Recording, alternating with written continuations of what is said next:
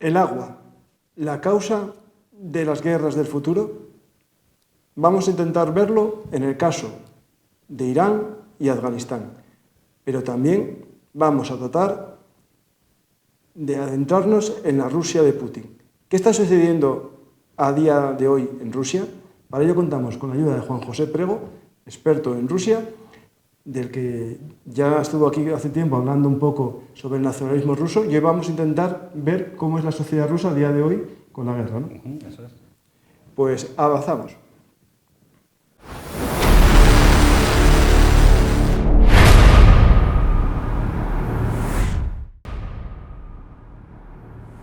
Antes de hablar de la guerra en Ucrania y exactamente del frente ruso, quiero hablar con vosotros sobre lo que está sucediendo en una frontera olvidada, una frontera de esas envenenadas que la historia deja, pero no deja claro a quién pertenece. Vamos a hablar de la frontera entre Irán y Afganistán. Dos países con regímenes autoritarios, extremistas islámicos, pero uno chiita y otro suní, entraron esta semana en conflicto por la frontera. Todo por el cauce del río Helmand, un río que nace en Afganistán, da un giro en Irán y vuelve a Afganistán. ¿Qué sucede aquí? El agua cada vez más escasa, ya sabéis, el calentamiento, las sequías, nada nuevo que contar. Hay una presa que gestiona los talibanes, es decir, los talibán de Afganistán, tienen un tratado con sus vecinos persas para que el cauce del río eche cada X tiempo un caudal, pero ¿qué sucede? Que por la sequía los talibanes dicen que no dan agua. Los iraníes mandan tropas a la frontera, los talibán mandan tropas y hay unos disparos que se calcula o se dice, porque las fuentes aquí ya sabéis que nada es de fiar, que se habla entre 2 o 3 muertos iraníes en estos combates.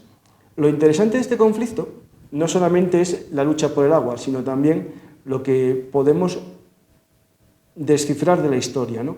Cómo las fronteras están envenenadas y aquí hay una nación, un pueblo sin país. Todo el mundo conoce el caso de Kurdistán, pero si os hablo de Baluchistán, muy poca gente le pone nombre a ese estado o ese no estado.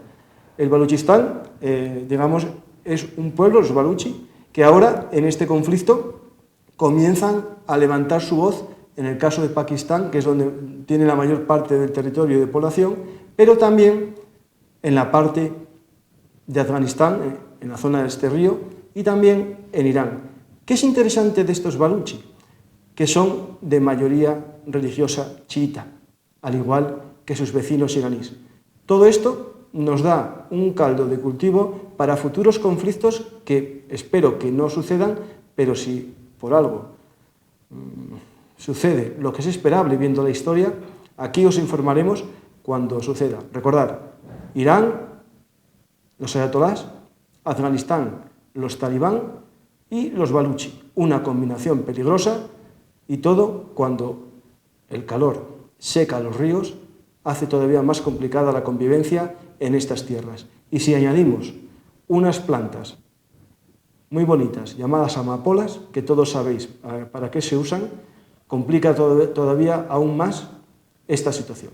Pero bueno, ya no hablemos de eso y vamos a saltar a Rusia, pero cosas de la vida y de juegos de poder, talibanes y persas, afganos y rusos se vinculan todos, ¿no, Juanjo? Sí, tienen mucho en común porque tanto talibanes como iraníes son de los poquitos aliados que tiene Rusia en este momento. De hecho, el año pasado un foro en San Petersburgo, un foro importante, iraníes y afganos eran los invitados de la fiesta y han pasado de ser elementos hostiles y terroristas a ser, no voy a decir amiguitos del alma, pero a llevarse bastante bien. Cosas de la vida, ¿no? Los iraníes, cuando marcharon los soviéticos de Afganistán, apoyaron a los pueblos del norte, esa alianza del norte, contra los talibán.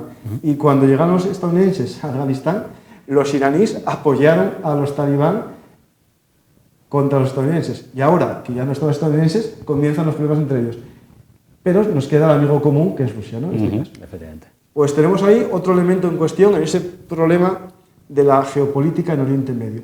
Bueno, vamos a hablar de Rusia, ¿no? Que es lo que es tu experiencia y tu mi especialidad, o eso dicen por lo menos.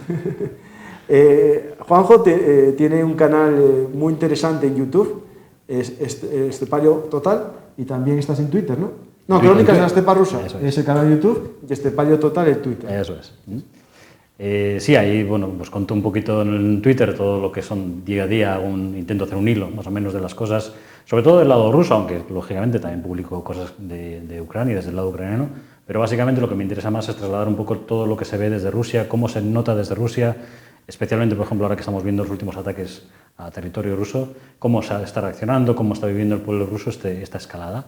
Y el canal de YouTube, pues también, ¿no? Básicamente ahora la guerra lo absorbe todo, pero bueno, el último, por ejemplo, hablamos de si es necesario que los deportistas rusos y bielorrusos compitan en los Juegos Olímpicos, que es una derivada que, bueno, está ahí, que no se trata, porque la guerra, digo, lo tapa todo, pero es interesante también tocar esos temas. Podrían competir, pero sin bandera rusa, ¿no? Está complicado. Deberían, digamos, primero, no podrían competir ningún miembro de fuerzas de seguridad ni vinculado a cuerpos de seguridad rusos, y teniendo en cuenta que Rusia es un país donde muchísimos deportistas pertenecen a las Fuerzas Armadas o policías, ya ese gran número se iría fuera. En equipos prácticamente está ya imposible. Y luego están los tiempos de los preolímpicos y de las clasificatorias para los Juegos Olímpicos, que si no participas ya, pues se acabó lo que se daba. Con lo cual, realmente muy poquitos vamos a poder ver en París. Sí. Pues vamos a entrar, ¿no? Hablando de rusos, también hay rusos que no están en Rusia y rusos que están en Rusia, pero están en contra del gobierno. Ahí hablamos del término que se está ahora haciendo muy popular, la Rusia libre, ¿no? Sí, la Rusia libre realmente son varias facciones, ¿no? Están la Rusia libre, la Legión de Rusia libre, los voluntarios, el cuerpo de voluntarios rusos, que no tienen, digamos, que no están, digamos, unidos por un mando común, pero sí están bastante bien coordinados y han recibido pues todo tipo de entrenamiento y armamento, aunque luego Ucrania dice que yo aquí no tengo nada que ver y yo a estos señores los conozco de verlos en el bar, no. Vamos a ver, seamos serios, están bien entrenados, están pertrechados por el ejército ucraniano, aunque Ucrania se desliga de todas las acciones. Y lo que están haciendo estos cuerpos realmente es pues, montar el caos en la frontera de Rusia con Ucrania. Fronteras que Rusia, digamos, ha dejado desguarnecidas porque ha tenido que llevar gran parte de sus tropas, el 90% de sus tropas, a las líneas de contacto, tanto en Donetsk, Lugansk, como Zaporizhia, como Gerson, y se ha quedado una retaguardia rusa ligeramente con el culo al aire, cubierta por reclutas. Ha habido informes en los que se decía que los que están ahora, digamos, cubriendo las fronteras son la última leva de reclutas que no tienen teóricamente permiso desde el Kremlin para participar en las acciones del frente. Entonces lo que hacen es cubrir la retaguardia, cubrir el territorio ruso, pero claro, son reclutas, o gente ya muy mayor, o gente sin experiencia, que hemos visto que a las primeras de cambio de entradas con material ligero realmente, porque tanto los voluntarios rusos como la Legión de la Libertad Rusa han entrado con medios muy ligeros. Había un tanque, pero lo demás todo eran medios... vehículos antiminas estos de Afganistán. Y de hecho sí que hubo un apoyo artillero desde Ucrania, imagino que baterías manejadas por la Rusia libre. Y esto es interesante, acordaos el programa anterior que hicimos aquí en Juegos de Poder, que diferenciamos los dos cuerpos, uno con un pasado ya vinculado a Azov y el otro unidad que es la Legión de la Libertad de Rusia, que esa está hecha con prisioneros de guerra. Yo es lo que oí, más o menos sería así o no hay... Yo no tengo... Yo sé que hay algunos prisioneros de guerra rusos que se han unido a... Pero yo no me atrevería a decir que está formada por prisioneros de guerra, sino creo que realmente... Aunque a veces se nos hace difícil pensar, por la reacción de la sociedad rusa, hay rusos que están en contra de Putin. Y seguramente no son los miles que están diciendo ellos que están reclutando, porque eso no me lo creo tampoco, pero sí habrá habido unos cuantos cientos o un par de miles, si quieres, que sí que hayan decidido que es la hora de llegar un paso más allá. Y para ellos la guerra en Ucrania se ha presentado como una oportunidad de dar un puñetazo encima de la mesa y decir, aquí estamos nosotros, vamos a cambiar las cosas de la manera que se puede, porque Rusia está vista que de la manera legal o tal es muy difícil cambiarla. Entonces creo que han aprovechado este momento para poder, bueno, a ver qué pasa. Pero yo no diría que sean prisioneros de guerra, que puede haber algunos, sí, pero no. Más bien serían más voluntarios. Bueno, no, prisioneros de guerra que se reconvirtieron voluntariamente. No, pero no me refiero a prisioneros. No, voluntarios de Rusia, sí. O inmigrantes de fuera de Rusia. O gente que tenía familia porque al final los lazos entre Ucrania y Rusia, si yo soy ruso y tengo mi hermano o mi primo que vive en Rusia y de repente lo han matado en el frente, ¿por qué no voy a poder ir contra Rusia que ha matado a mi hermano? Pues, muchas cosas. Claro, porque se hablaba de varios millones, 5 millones o 6 millones de ucranianos que viven en Rusia. Hay muchísima transferencia de ucranianos en Rusia y de rusos en Ucrania, con lo cual al final es toda una mezcolanza que muchas veces también nos puede llevar a pensar si estos, por ejemplo, los últimos ataques con drones no han sido también ucranianos que llevan mucho tiempo en Rusia, trabajando en Rusia, que han visto, bueno, no voy a ir al frente, pero me quedo aquí como una quinta columna y puedo producir otros daños desde dentro del país. Son cosas que no lo sabremos con el tiempo. Yo con los drones que últimos parecían grandes, entonces, bueno, puede ser plausible, pero aquellos famosos del Kremlin parecían más pequeñitos. Ahí sí que yo tenía esa teoría también. Hablando un poco de estas incursiones, ¿no? La de Belgorod, que ya hablamos el otro día, ¿cómo está viéndose dentro de la población rusa? Claro, porque en una guerra en la que ellos atacaban, parecía que no estaban esperando que nunca les atacasen, y claro, esta población de Belgorod, esos pueblos que están siendo evacuados, hay vídeos de las evacuaciones, ¿cuál es la reacción en Rusia? Como indefensión, acusan al gobierno de que no les están defendiendo, echan la culpa solo a Ucrania. A ver, como siempre en Rusia, el tamaño importa, ¿vale? Entonces, para los de las zonas fronterizas que ya sabían lo que era la guerra, esto ha sido como un sopapo, el sopapo definitivo. Ya ahora sabéis lo que es la guerra. Pero esa guerra realmente tampoco llega a la gente. O sea, la gente, si vas a Moscú y tal, bueno, pues sigue haciendo su vida normal, no tiene tampoco más misterios. Los ataques contra los drones, por ejemplo, fueron con drones el otro día, hablaban de 30 drones, ¿no? Fue muy significativo, además es una cosa que yo creo que no se va a repetir, porque fueron ataques dirigidos hacia la zona de Rublovka. Rublovka es el barrio, no sé, si vas a Madrid, todo el mundo conoce La Moraleja. Sí. Pues son zonas de ricos, gente que tiene mucho dinero, que vive allí, que tiene sus villas, sus dachas, tal. Entonces, incluso ha habido dentro de la propia Rusia un sentido de, bueno, les ha tocado a ellos, ¿no? Que a los ricos, pues que se fastidien un poquito también, ¿no? Entonces no ha habido una reacción entre la gente ni de pánico, ni de, no, bueno, sí han caído unos drones, vale, ¿a cuánto está el pan? Lo que sí ha habido es una reacción en los medios, en los propagandistas habituales, Solovyov, Kishilov, Skabeva, Simonian.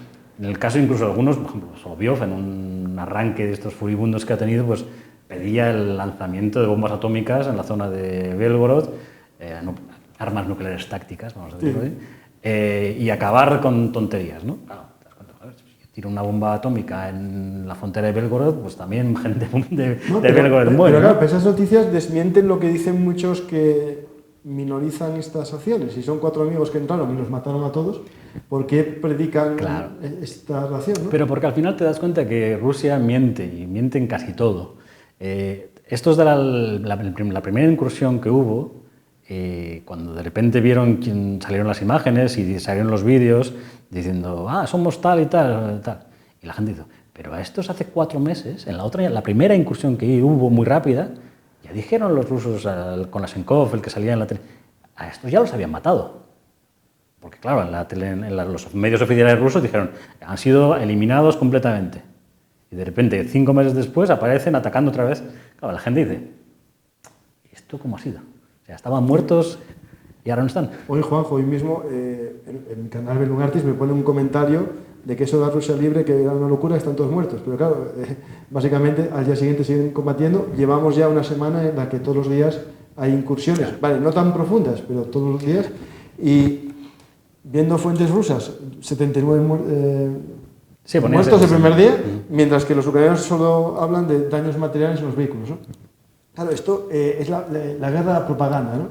Pero claro, cuando tú dices que están todos liquidados y al día siguiente siguen combatiendo y te están diciendo que ya no hay nadie, entonces ¿quién te ataca, no? Claro, ese es el problema, que al final las mentiras tienen las piernas, las patas muy cortas. Y al final la gente se va... Esto es como una gota, que va calando poquito a poquito, poquito a poquito. Lo que pasa es que el trabajo de calar en la sociedad rusa es un trabajo ímprobo, porque es que la cúpula que tienen por encima de la cabeza es de hormigón armado. Entonces, para traspasar eso, pues va a llevar su tiempo. Pero bueno, hombre, por fin algunos han visto la guerra de cara y la han visto lo que está ahí al lado. ¿Y qué pasa si te invades un país? Pues que eso se da la vuelta. Sí. Pues hablando de invadir un país, ¿no? Tenemos al causante, bueno, al decisor, ¿no? Porque yo tengo mi teoría y ayer estuve hablando con Juan Rodríguez de Garat, que es el almirante de la flota española, jubilado, se jubiló hace poco, pero era el almirante de toda nuestra armada. Hablando con él decía, claro, que en la historia existen unos procesos y después una persona que a veces desencadena todo, ¿no? Si esa persona no existe, a lo mejor no hubiese pasado nada, ¿no? Pues tenemos a Putin, que él tiene una visión, Garat, de que es una persona que buscaba pasar a la historia con esta acción, ¿no? Como el resucitador del Imperio Ruso, ¿no? El que lograba volver el honor de Rusia. Y ahora está en un perfil muy bajo, no aparece en muchos sitios, no da discursos de ningún tipo, ¿no? Ni derrotistas ni tampoco triunfalistas, ¿no? Sí, es muy extraño y también a la vez es muy interesante, ¿no? Esta situación, esta posición de Putin en la guerra. Realmente, excepto los 4 grandes discursos, el discurso del inicio de la guerra, el de la anexión de las provincias y alguno más, el 9 de mayo, lógicamente, ha mantenido un perfil muy, muy, muy bajo a lo largo de la guerra. Es decir, cuando Putin sale a hablar a la gente, cuando la gente lo ve, los rusos lo ven en la televisión, Putin no habla de la guerra. Putin habla de economía, básicamente, de lo bien que van las cosas en la economía rusa, porque funciona muy bien, según él, todo, las reuniones con sus gobernadores, donde le explican que han construido no sé cuántas casas, que estos pueblos ya tienen alcantarillado, todo idílico. Y, por ejemplo, para que veas, la última intervención así que ha tenido sonada fue ayer, que era el día, en Rusia se celebraba el Día de la Defensa de los Niños, que casualidad ese día mataron 2 niños en Kiev, los bombardeos. Bueno, pues había una conexión con varias familias que tenían muchos niños y se ha hecho muy, muy viral el corte donde decía, un niño le preguntaba, oye, Putin, ¿tú eres más importante que Papá Noel? 10 moros en Rusia. Y Putin dice, no, por favor, no, es que 10 moros es mucho más importante que yo, porque además, y fíjate cómo es, volvió a meter su pullita de religiosidad. Todos somos pecadores. Como al final hay un misticismo, lo que hablaba, ¿no? Lo que hablaba este almirante, ¿no? Hay un misticismo alrededor de Putin que sí, que tiene toda la pinta de que le llevó a pensar que debía pasar a la historia como... Pero realmente luego en el día a día no se le ve, ¿no? O sea, no se le ve dando órdenes o... No ha visitado las tropas. Estuvo en Mariupol, sí, de noche, un poco tal, pero ha dado, sí, el mensaje de fin de año lo hizo con unas tropas, que algunos decían que era un fondo, un croma.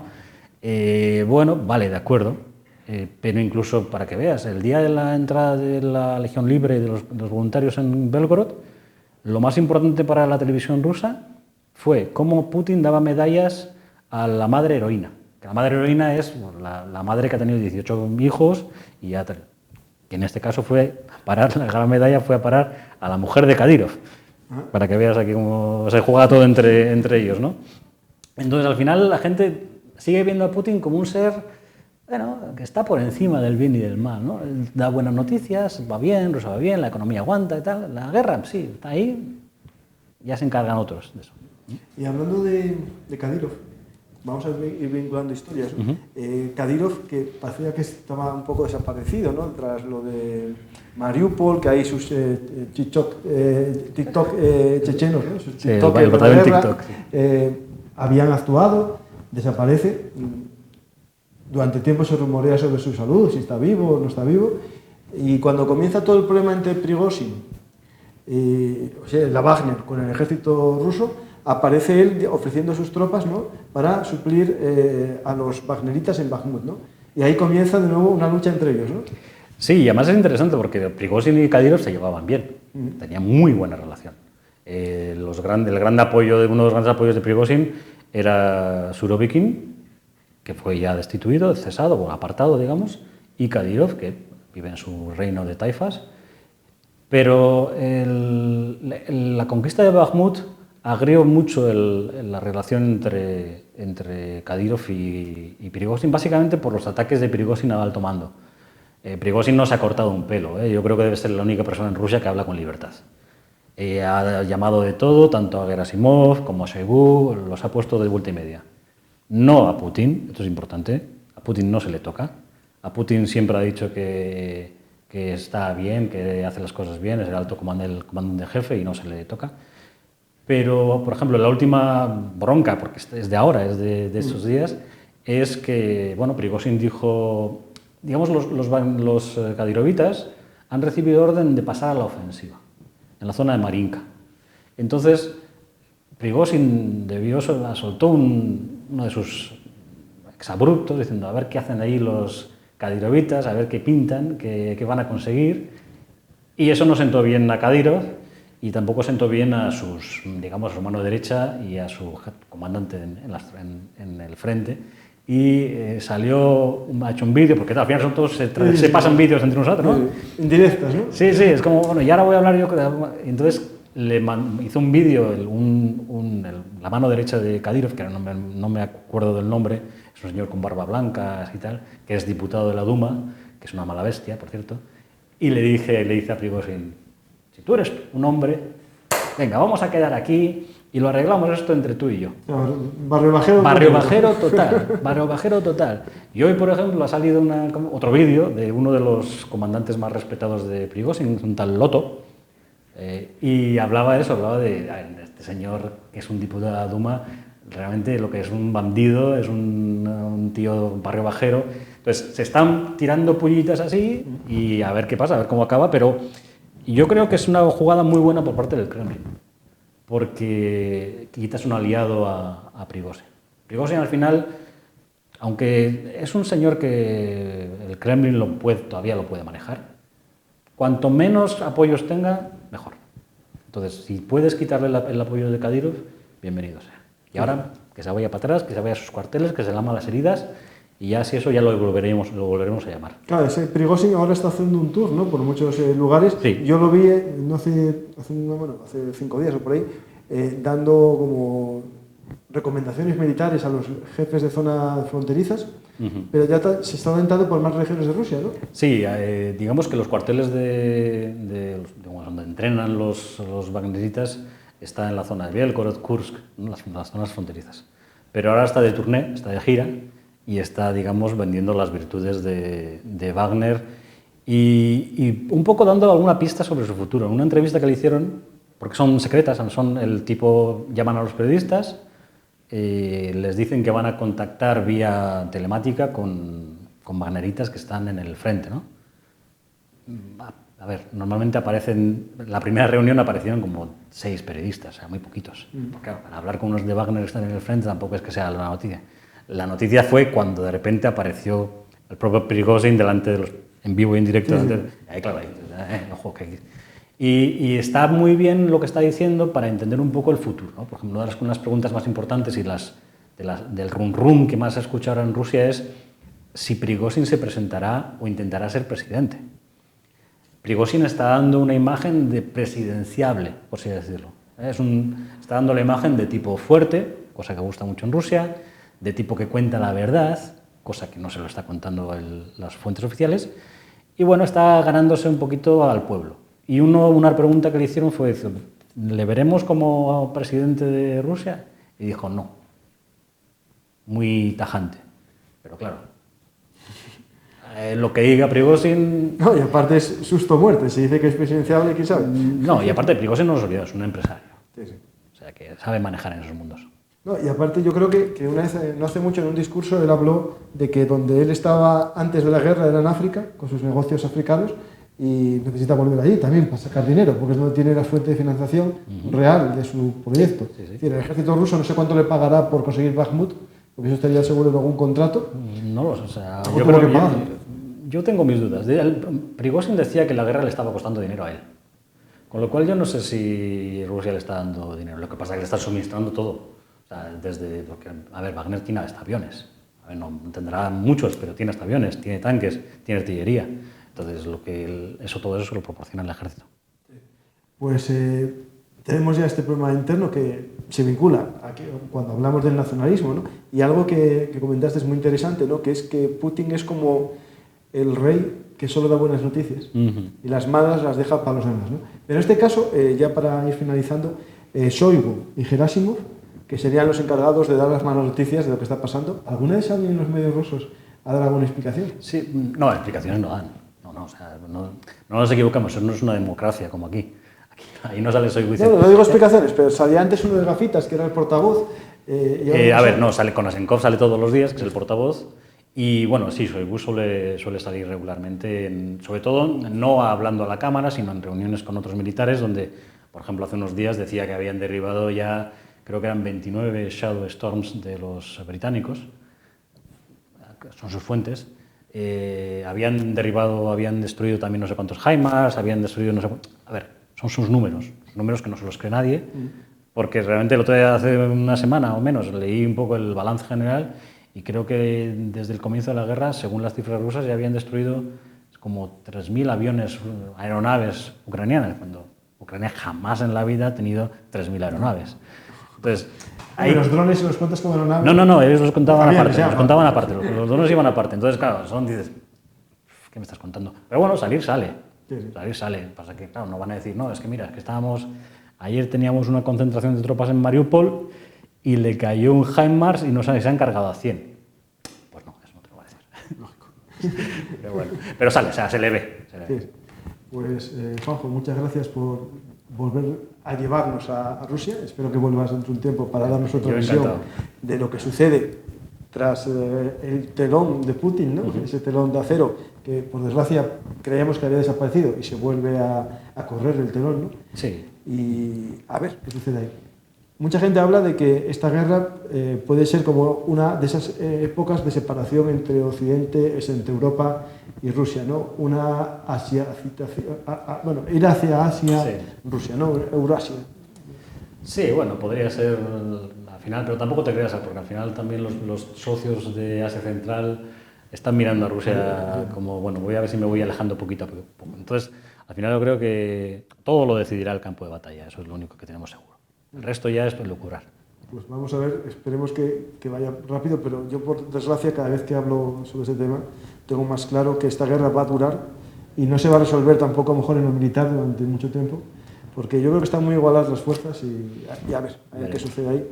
Pues muchas gracias, Juanjo, por venir. El que quiera saber más, que siga Estepario Total en Twitter o Crónicas de la Estepa Rusa en YouTube, un canal muy recomendable para conocer Rusia, la cultura rusa y, en este caso, la guerra entre Rusia y Ucrania desde la percepción o desde el punto de vista ruso.